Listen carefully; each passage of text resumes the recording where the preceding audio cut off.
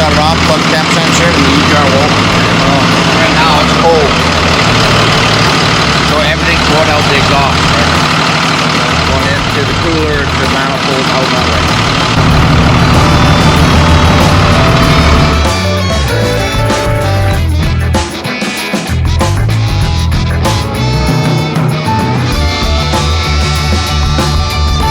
Can you plug that temp sensor in?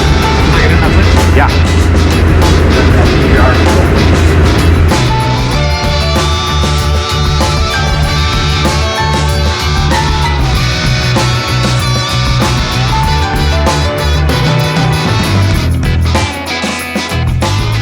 So do you have to do an oil change after? Yes, always mandatory oil change, and we've never had a failure.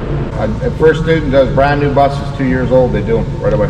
Yeah, what is like the recommended time or hours that we would want to do this? To me, I would do it once a year on something that's being used like a school bus or something that's doing a lot of idle time.